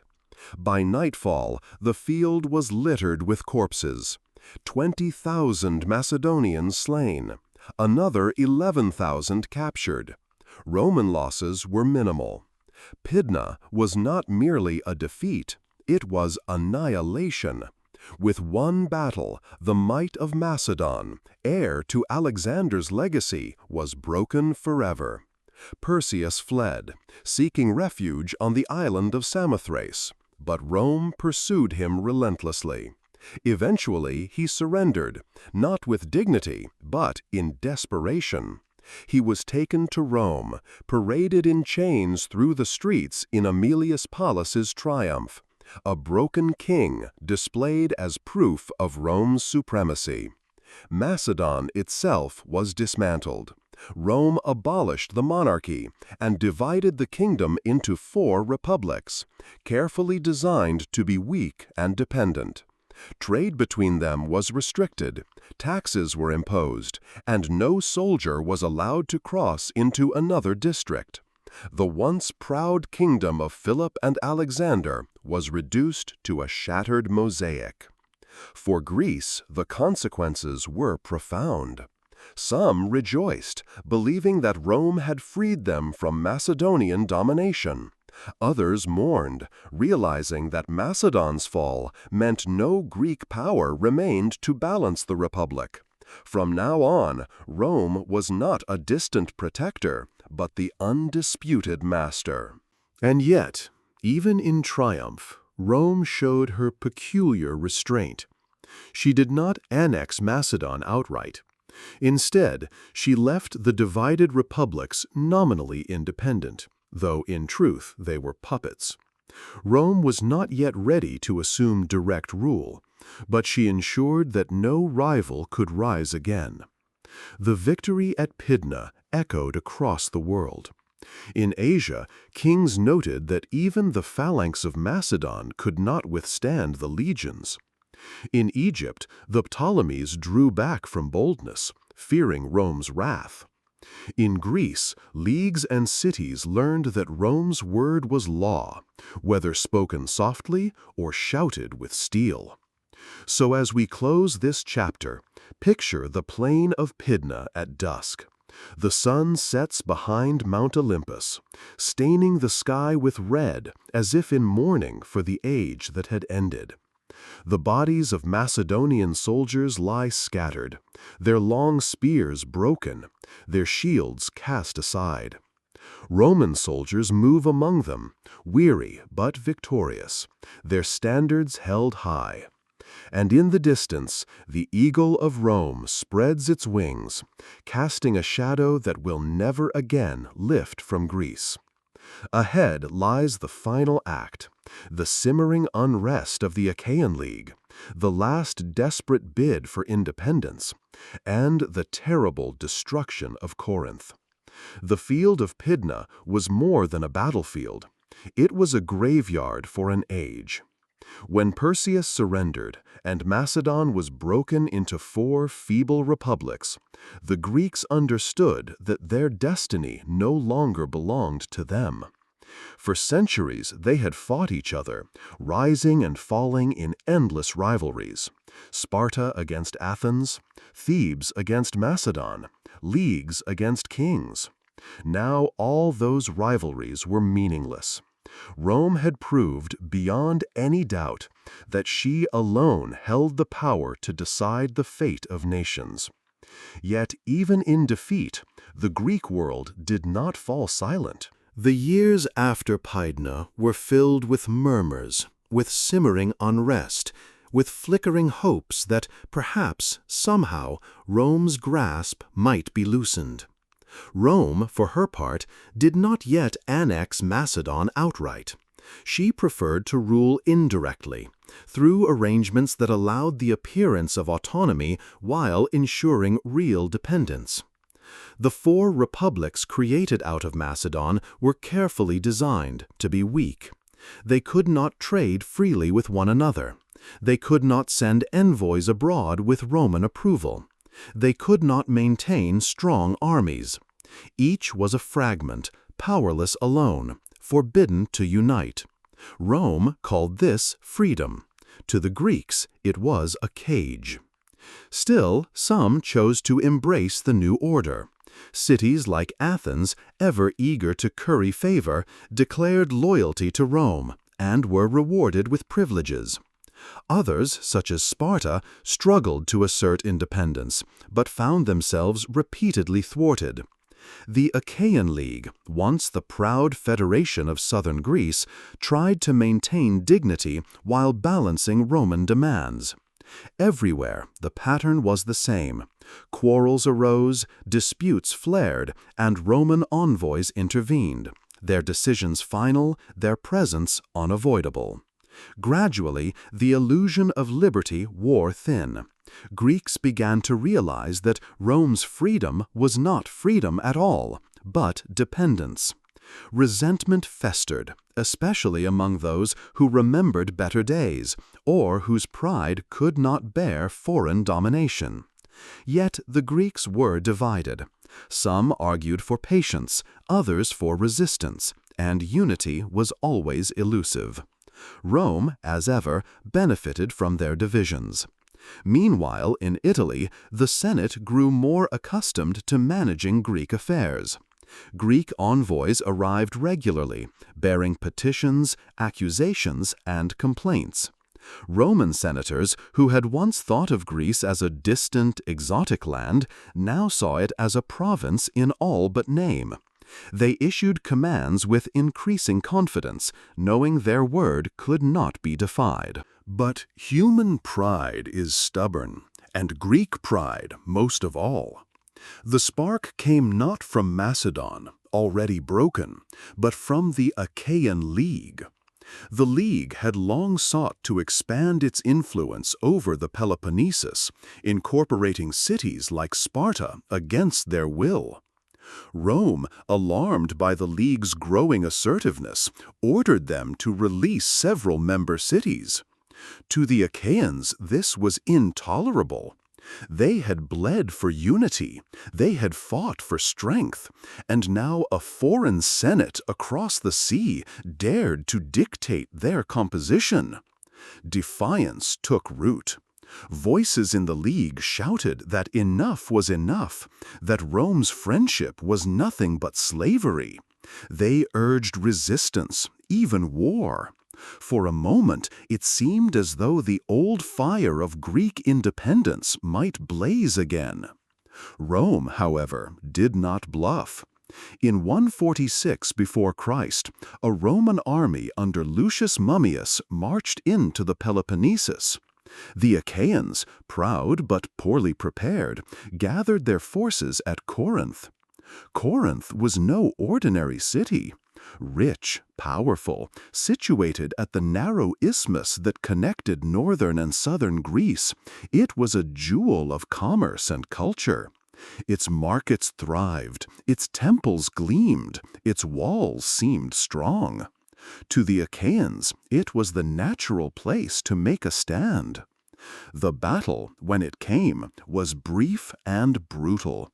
The Achaean army, poorly trained and hopelessly outmatched, collapsed before the disciplined Roman legions. The dream of resistance died almost as soon as it was born. Corinth lay exposed. What followed was not battle, but devastation. The Romans entered the city, and for days it burned. Flames consumed homes, temples, workshops. Treasures of art, statues and paintings that had stood for centuries were looted or destroyed. The people were slaughtered, the survivors sold into slavery. Ancient writers tell us that Mummius, the general in command, treated priceless works of Greek genius as mere spoils of war, indifferent to their beauty, selling them abroad to the highest bidder. Corinth, once a symbol of Hellenic wealth and culture, became a ruin. The year was 146. It was the same year Rome destroyed Carthage in the west, ending once and for all the power of its greatest rival. Two ancient civilizations, Carthaginian and Greek, were broken in the same year, crushed beneath the heel of Rome. It was not coincidence, but destiny. Rome was declaring to the world that she was supreme, master of the Mediterranean, answerable to no one. For Greece, the sack of Corinth was a turning point beyond recovery. Rome abolished the Achaean League, dismantled the last vestiges of collective independence, and established direct provincial control. Macedonia, already shattered, was annexed as a Roman province. Southern Greece, though not immediately organized as a province, was effectively under Roman authority. Freedom was gone. And yet, history has its ironies. For while Rome crushed Greek independence, she embraced Greek culture. The very soldiers who burned Corinth carried its treasures back to Italy. Roman villas filled with Greek statues. Roman poets imitated Greek verse. Roman philosophers studied in Athens. Greek tutors taught Roman children. Greek artists decorated Roman temples. Greek science shaped Roman thought. Politically, Greece was conquered. Culturally, Greece conquered Rome. But in 146, such ironies were far from the minds of those who watched Corinth burn. For them, it was the end of the world. A city that had stood for centuries was reduced to ash. A league that had once dreamed of unity lay in ruins. Greece, the land of Homer and Pericles, of Socrates and Alexander, was no longer master of its fate. So, as we pause here, picture the flames of Corinth rising into the night sky. The temples crackle, the markets crumble, the statues fall. Roman soldiers march through the streets, their armor glinting in the firelight, their standards casting shadows on walls soon to be rubble. In the silence that follows, only ashes remain. The Greeks had sought freedom, but freedom declared from afar is fragile, and freedom defended without strength is doomed. Corinth's destruction was not merely the punishment of a city, it was the symbol of a civilization's submission. Ahead lies the final act of our tale, the aftermath of Corinth, the integration of Greece into Rome's world, and the paradox that, even in defeat, Greece achieved a victory greater than arms, her spirit, her art, her philosophy, living on in the very heart of Rome. The flames of Corinth rose high into the night sky, visible for miles across the isthmus. For the Greeks who survived, the destruction was not merely a military defeat. It was the death of a dream that had endured for centuries. No longer could they believe that leagues, alliances, or kings might resist Rome. The age of Greek independence was gone. What remained was a land broken, its cities humbled, its people scattered. And yet, in one of history's strangest ironies, this was also the beginning of Greece's greatest victory, the quiet conquest of Rome's heart and mind. After the sack of Corinth, Rome acted decisively. The Achaean League was dissolved, its leaders executed or exiled. Macedonia, already divided since Pydna, was reorganized into a formal Roman province. Greece proper, though not yet given the full structure of a province, was placed under direct Roman control through governors and garrisons. In effect, the land of Socrates and Alexander had become another appendage of the Roman Republic. The Romans were practical. They did not immediately impose heavy taxation or dismantle local governments. Instead, they sought stability. Greek cities were allowed to retain some local autonomy in civic matters, but ultimate authority rested with Rome. Disputes could no longer be resolved among themselves. Final appeals went to the Senate. The proud assemblies of Athens, Sparta, and Thebes became shadows of their former selves, their decisions bound by the will of foreign magistrates. And yet, though Rome crushed Greek freedom, she could not crush Greek brilliance. From the moment legions marched into Greece, soldiers, generals, and statesmen alike were captivated by what they saw. The temples of Athens, even weathered by time, dazzled with their harmony and grace. The theaters echoed with tragedies and comedies that spoke truths deeper than politics. Philosophers in stoas and academies debated questions that transcended kings and empires. Roman conquerors, accustomed to discipline and pragmatism, found themselves enthralled. The relationship became paradoxical. Politically, Greece was a subject. Culturally, she became a teacher. Romans might command Greek armies, but Greek tutors instructed Roman children. Roman generals might sack Greek cities, but they carried statues and scrolls back to adorn their villas. Roman poets looked to Homer. Roman historians studied Herodotus and Thucydides. Roman orators imitated Demosthenes. The conqueror, in truth, was being conquered. This process was not immediate, but it was inexorable. After Corinth, many Greeks were taken to Rome as slaves. Yet these were no ordinary captives. Among them were philosophers, artists, physicians, and teachers. Wealthy Romans quickly realized the value of such slaves, not for toil in fields, but for education and refinement. A Greek slave could teach a child rhetoric, mathematics, or music. A Greek doctor could heal the sick with knowledge unknown in Italy. A Greek sculptor could carve statues that brought glory to a Roman household. In this way, Greek culture seeped into Roman life through both triumph and tragedy. The defeated became the instructors of their victors. Rome's senators boasted of their conquests, yet in their homes they debated Plato, admired Aristotle, and recited verses of Euripides. It was as though the gods had decreed that while Rome would rule the body of the Mediterranean, Greece would rule its soul. Consider the figure of Polybius, a historian from the Achaean League. Taken to Rome as a hostage after the defeat of his people, he might have lived and died in obscurity. Instead, he became a friend and advisor to Roman leaders, including Scipio Aemilianus, the very man who oversaw the destruction of Carthage. Polybius wrote a history that explained Rome's rise, analyzing her constitution, her armies, her methods. Through his eyes, we glimpse not only Greece's sorrow, but also her enduring contribution, the ability to turn even captivity into wisdom. Meanwhile, Rome's younger generations drank deeply from the well of Hellenism. To be educated meant to study Greek. To speak eloquently meant to echo the rhythms of Greek rhetoric.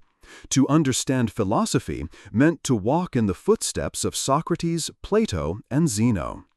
Even Roman religion absorbed Greek deities, reshaping Jupiter as Zeus, Venus as Aphrodite, Mars as Eris. What began as conquest ended as fusion. Yet for the Greeks themselves, the daily reality was more bitter. The proud independence of their city-states was gone. Macedon's kings, who had once strode across Asia, were no more. The leagues that had dreamed of unity lay dissolved. Taxes flowed westward, soldiers garrisoned key fortresses, and Roman governors arbitrated every major decision. Greek pride endured, but it was pride without power. Some resisted in spirit. Philosophers like the Stoics counseled endurance, teaching that true freedom lay not in politics but in the soul. Others embraced Rome, adapting to the new reality and seeking advancement through service to their new masters. A few dreamed of rebellion, but no serious uprising could hope to succeed. Rome's grip was too strong, her armies too disciplined, her authority too absolute. Still, the paradox deepened. Rome had broken Greece's body, but in doing so, she invited Greece's mind into her own heart. The relationship became almost symbiotic. Without Rome, Greece might have remained politically fractured and vulnerable. Without Greece, Rome might have remained powerful but culturally barren. Together, they created what we now call Greco-Roman civilization, a fusion that would shape Europe and the wider world for millennia. Think of the irony. In 146, as Corinth burned, it must have seemed that Greece was finished, reduced to ashes and silence. And yet, from those ashes, her influence spread farther than ever before. Her philosophers guided Roman statesmen. Her art inspired Roman architects. Her stories shaped Roman imagination. When Rome built her empire, she built it with Greek thought as mortar and Greek aesthetics as ornament. Thus, the sack of Corinth, though tragic, was not the end of Greece's story. It was the transformation of her role, from mistress of her own destiny to muse of her conquerors. Greece no longer led by the spear, she led by the mind. Her words and wisdom endured, carried not by free citizens in the agora, but by Roman senators in the forum, by Roman generals on campaign, by Roman poets in their verses. So, as we close this chapter, picture the paradox clearly. The ruins of Corinth smolder, the proud statues toppled, the markets silent. Yet in Rome, those same statues stand anew, admired by men who boast of conquest, yet kneel in awe before Greek beauty. In the Senate, men who dictate laws for the Mediterranean speak in Greek phrases. In villas, Roman children recite Homer under the guidance of Greek tutors. The conqueror has been conquered. Ahead lies our final act, the legacy of this union, how Greece, though politically dead, lived on through Rome, and how the fusion of the two created the cultural foundation of the Western world. History rarely moves in straight lines. It twists, it coils, it surprises. When we began this long journey, the year was 231 before Christ, and the Adriatic was troubled by Illyrian pirates. A queen named Teuta defied Rome. Envoys were killed, and Roman legions crossed the sea for the first time. It seemed then a small matter, a quarrel over trade and piracy. Who could have imagined that from such sparks a fire would spread, one that would consume Greece itself? From Illyria, Rome moved into Macedon. From Macedon into Greece. From Greece into Asia, humbling Antiochus the Great. Again and again the pattern repeated. Quarrels became wars. Wars became conquests, and each conquest opened the door to the next. At Cynocephaly, the phalanx met the legion and faltered. At Thermopylae, Antiochus fell where Leonidas had once stood. At Magnesia, elephants and chariots crumbled before discipline and patience. At Pydna, the last Macedonian king was shattered beneath Mount Olympus. And finally, at Corinth, Greece itself was reduced to ashes. This was the march of Rome, steady, relentless, impossible to resist.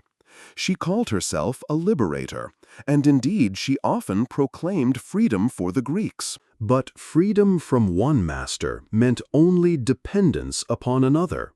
In the end, liberty was a word spoken at festivals, while power belonged to the Senate and the legions. Yet, if this were the end of the story, it would be a tragedy too simple. For Greece did not vanish. Her armies may have fallen, her kings may have died, her cities may have burned, but her spirit endured in ways Rome herself could not resist. The paradox is striking. Rome conquered Greece politically, but Greece conquered Rome culturally. Consider it carefully. The Romans who defeated Philip and Perseus studied Greek philosophy. The generals who burned Corinth carried home statues of Athena and Apollo to decorate their villas. The senators who ordered Greek cities dissolved read speeches modeled on Demosthenes. The children of Rome, heirs of the conquerors, learned their letters from Homer and their ethics from Plato. To be educated in Rome was to be Hellenized. This was not weakness, but admiration. Rome understood that while she had mastered war and politics, Greece had mastered the life of the mind. The Romans could organize armies, build roads, draft laws, but it was the Greeks who had asked the questions of existence, who had shaped beauty in marble, who had turned myth into literature and thought into science. Rome, ever practical, saw no shame in borrowing what was excellent. She wore Greek culture as a mantle, adapting it to her own purposes, blending it with her Latin traditions. Thus, the Greco-Roman world was born. Neither purely Greek nor purely Roman, it was a fusion of both. Roman power carrying Greek culture to every corner of the Mediterranean. The philosophy of Athens echoed in the Senate of Rome. The architecture of Corinth inspired the arches of aqueducts. The tragedies of Euripides shaped Roman theater. The geometry of Euclid guided Roman engineers. Even the gods themselves merged, Roman Jupiter and Greek Zeus becoming one. And so, while the political story of Greece ended in submission, the cultural story expanded beyond anything the old city-states could have imagined. Alexander had once spread Greek influence through conquest. Rome now spread it through empire. What Greece could not achieve with her own armies, she achieved through Rome's legions. But let us not romanticize too quickly. For the Greeks themselves, the loss was real. Independence was gone. Decisions were made in Rome, not in Athens or Sparta. Taxes were levied for Roman coffers. Soldiers marched not for Greek kings, but for foreign generals. Pride endured, but pride without power is a bitter companion. Yet perhaps there is wisdom in this as well. History teaches that victory is not always measured in armies or in gold. Sometimes it is measured in influence, in the quiet ways a people shape the world beyond their borders. Greece, defeated, nonetheless achieved a triumph that outlasted Rome itself. When the Republic fell and the empire rose, when emperors ruled from marble palaces, when the legions marched as far as Britain and Mesopotamia, they carried with them Greek learning, Greek art, Greek ideals. And when Rome itself fell, centuries later, it was the Greek spirit, preserved in texts, in thought, in memory, that helped to shape the civilizations that came after. Think again of the key moments we have traveled together. Queen Teuta, defiant against Rome, opening the first door. Philip V, young and ambitious, undone by both defeat and his own suspicions. Antiochus the Great, striding into Greece only to be thrown back at Thermopylae and Magnesia. Perseus, last king of Macedon, broken at Pydna. The Achaean League, defiant to the end, destroyed at Corinth. Each believed in freedom, in power, in survival. Each fell. And yet, through each fall, Greece gave something to Rome. Rome's military genius was her own, but her soul became Greek. So what are we to make of this? Is it tragedy that Greece lost her freedom? Is it triumph that her culture lived on? Perhaps it is both. Perhaps the lesson is that history is not kind to the proud, but it is generous to the wise. Greece's pride brought her into conflict with Rome and ended in ashes. But Greece's wisdom, her philosophy, her art, her vision of humanity was too strong to be destroyed. It survived, even in defeat, and through Rome it became the inheritance of the world. Picture then the final image. Corinth lies in ruins, but in Rome a boy studies Homer by lamplight. Macedon's kings are gone, but in a Roman villa stands a statue of Alexander, admired by men who never knew his glory. The phalanx lies broken on the field of Pydna, but the ideas of Plato guide Roman law. Greece has lost her battles, but she has won the war of the mind. And so our story ends where it began, with the irony of history. Rome crossed the Adriatic to punish pirates and conquer a queen. She ended by ruling Greece, ruling Asia, ruling the world. Yet in conquering Greece, Rome herself was conquered not by arms, but by thought, by beauty, by culture. The eagle of Rome spread its wings across the Mediterranean, but it carried within its talons the flame of Greece. That flame still burns.